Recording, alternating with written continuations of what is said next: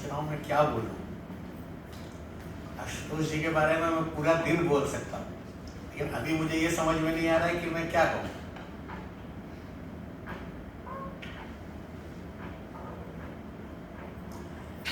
मीर का एक शेर है जिसमें वो कहते हैं, मिलिए उस शख्स से जो आदम होवे, गुरूर अपने हुनर का उसे कुछ कम होवे। तो मैं ऐसे तो बहुत से लोगों से मिला हूँ जिनमें हुनर थोड़ा कम है लेकिन गुरूर बहुत ज़्यादा है, और जिन इक्के दुक्के लोगों से मैं मिला हूँ जिनमें हुनर बहुत है लेकिन मुझे गुरूर कभी दिखाई ही नहीं दिया। ढूंढने पर भी मैं कोशिश करता हूँ ढूंढने की, लेकिन मुझे दिखाई नहीं दिया। ऐसे हैं हमारे मित्र आशुतोष। कभी मैंने क्या किया क्या नहीं किया, एक शानदार उनका जीवन रहा है, न केवल अध्यापन का बल्कि एक एक्टिविस्ट के रूप में। उनके मित्र इतने शानदार हैं कि मुझे उनसे ईर्ष्या होती है कि देखो क्या शानदार आदमी है, कैसे उसके दोस्त हैं। तो मैं अपनी बात थोड़ी ईर्ष्या के साथ ही रखूंगा कि मैं इतना अच्छा क्यों नहीं हो पाता हूँ। मेरे घर में मेरी पत्नी, मेरा बेटा, मेरी बेटी सब उनके फैन हैं। कुछ भी बात हो तो कह देंगे कि अरे, चाहे उनका व्यवहार देखो तो कह देंगे, मुझे कह देंगे तो उनको देखो कितने शांत रहते हैं, कितने धीर गंभीर रहते हैं, आप जरा सी बात पे ऐसे करने लग जाते हो।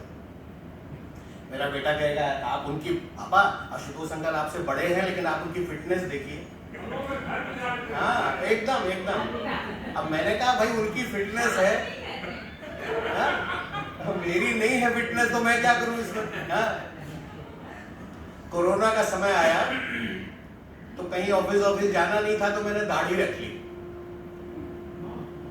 जर्मनी से मेरी बेटी का फोन आया कि इसको हटाइए तुरंत, आपने क्या अपने को आशुतोष अंकल समझ रखा है? बोले दाढ़ी उन पे ही अच्छी लगती है, आप पे अच्छी नहीं लगती, इसको हटाइए। मैंने कहा कमाल है, ये आदमी तो जीने ही नहीं देता किसी तरीके से।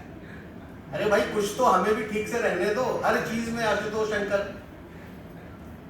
तो दुखी तो इन्होंने किया है। सत्या जी तो बहुत नजदीक रह के दुखी है, मैं इतना दूर रह के दुखी हूँ। मैं तो इनके पास नहीं जाना चाहता हूँ तो भी दुखी हूँ। तो ऐसे हैं आशुतोष जी। आप नहीं है ना, चलिए आप सौभाग्यशाली हैं और दुआ कीजिए कि हम भी इस दुख से मुक्त हो जाएं।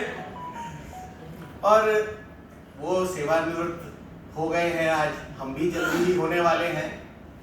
और हमारा ये सोचना था कि हम शायद नौकरी के बाद वापस जयपुर चले जाएंगे, लेकिन जो हमने एक निर्णय लिया है कि नहीं हम कलकत्ता में ही रहेंगे, तो उसकी जो बहुत सारी वजूहात हैं उनमें एक कारण, एक वजह आशुतोष जी की है कि वो यहाँ हैं तो हम भी यहाँ रहना चाहते हैं।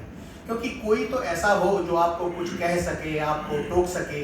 अभी औपचारिक मित्रताएं ऐसी हैं कि वो आपके अच्छे को भी अच्छा कहते हैं, आपके बुरे को भी अच्छा कहते हैं, आपको टोकते भी नहीं हैं कुछ।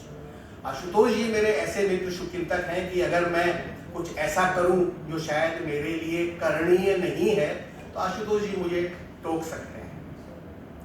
न केवल वो मुझे टोक देते हैं बल्कि मैं उनकी बात मान भी लेता हूँ। थोड़ा क्रेडिट मुझे भी मिलना चाहिए।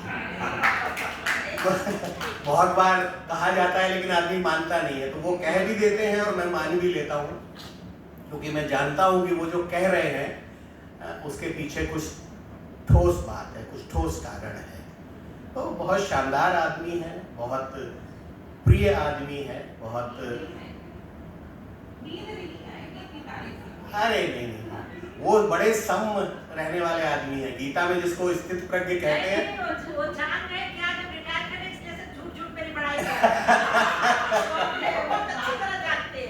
नहीं,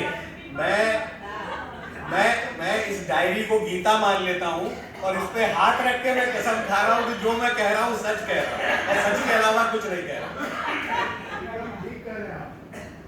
मैं जो महसूस कर रहा हूँ सिर्फ वही कह रहा हूँ।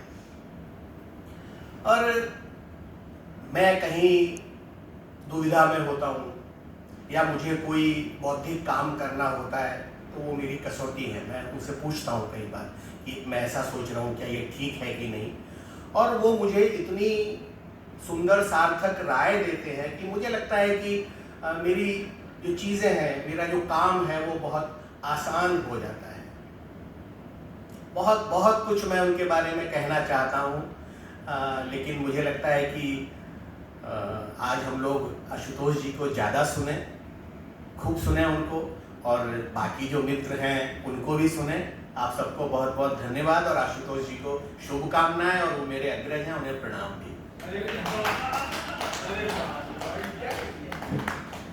धन्यवाद सर। अब मैं घनश्याम सर से आग्रह करती हूँ कि वो मंच पर आए और सर के साथ अपने बिताए गए अनुभवों को साझा करें।